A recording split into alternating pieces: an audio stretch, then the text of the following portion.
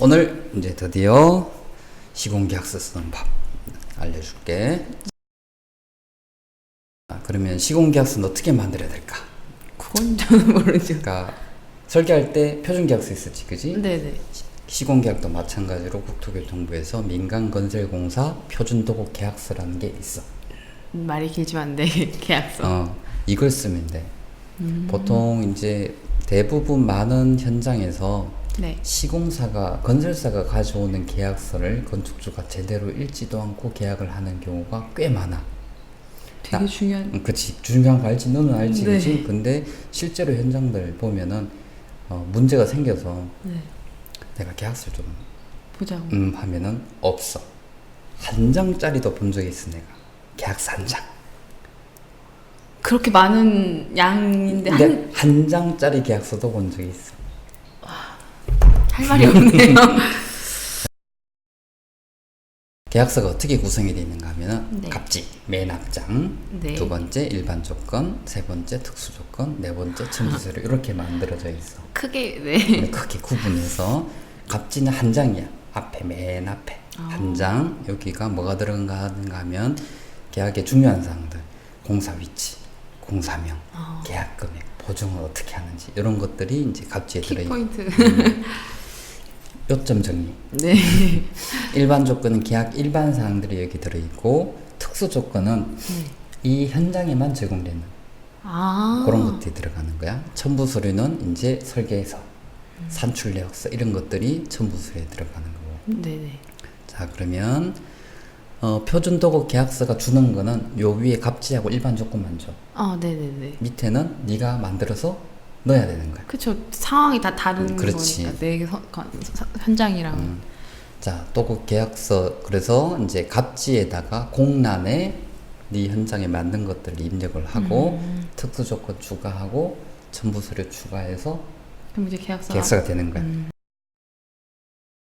자, 그런데 여기 보면 도급인, 건축주는 성금 지급 시 보증서 제출을 건축주가 성금 지급 시 보증서 제출을 요구하는 경우 건설사는 제4조 2항 각호의 보증기관이 누구? 건설공개주자. 네. 그지?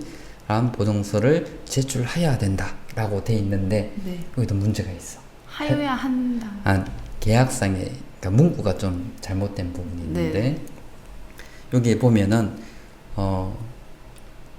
도급인이 보증서를 요구하는 경우 네. 보증서를 제출한다고 돼 있지, 그지? 네. 그럼 저희 먼저 요구를 했네.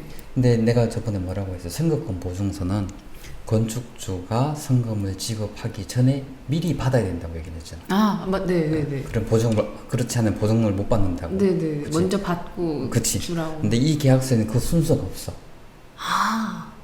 그 명실해. 그치. 그래서 어떻게 바꿔야 돼?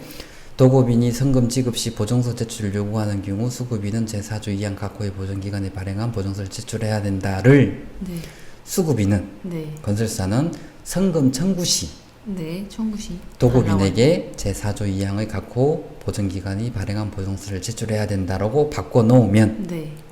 2항에 성금 지급은 수급인의 청구를 받은 날로부터야.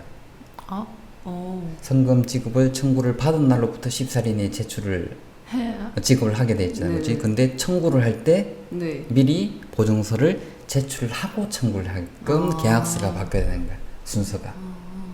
같이 된 거네요. 보증서를 받아온 거니까. 보증서를 먼저 받고. 네네네. 그러니까 건설사가 성금을 청구할 때 성급금 보증서를 먼저 제출하고 청구를 하고 네. 건축주는 14일 이내에 성금을 지급하고 이렇게 해야지 순서가 맞아.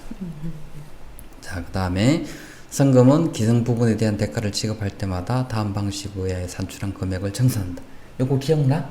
기성금을 줄 때 성급금 공제를 했잖아, 그렇지? 네네네. 그 공제하는 방식이 요 계약서에 있는 거죠, 이렇게.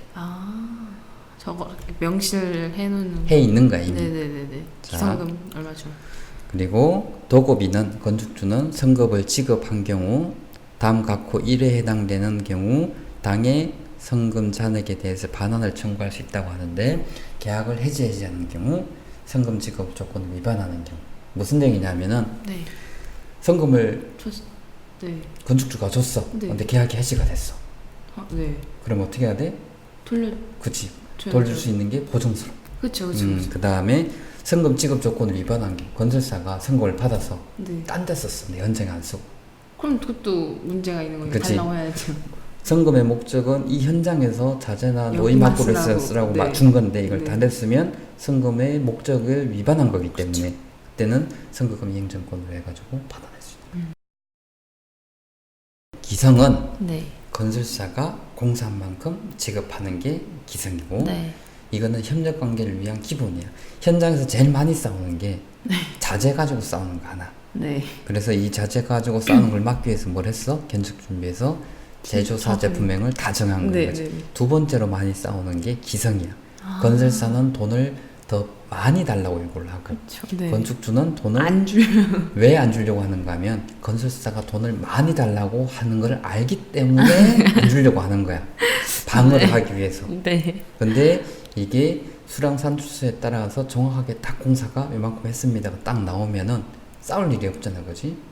나온 만큼 주면 그렇지, 되니까. 나온 만큼 준다니까. 그래서 기성을 계산한 방법은 반드시 수량산출수 내역 써야 되는데 이거는 어디서 나와? 설계에서 나오는. 역시 다시 기본으로. 그렇지. 그래서 수량산출서 내역서에 따라서 기성을 지급해야지 협력 관계를 유지할 수 있는데 이 수량산출서 내역서는 어디서 쓰지? 이전에? 이전에 그 견적. 그렇지. 견적 받을 때도 수량산출서 내역서를 쓰고 네. 계약할 때도 수량산출서 내역서가 들어가고 네. 기성 줄 때도 수량산출서 내역서로 해. 네. 그 다음에 엄청 공사를 하다가 공사가 바뀌는 경우 네. 바뀐 금액을 산정하는 것도 수량산출서 내역서로 해. 공사가 끝나고 난 다음에 공사비를 정산할 때도 수량산출서 내역서로 해.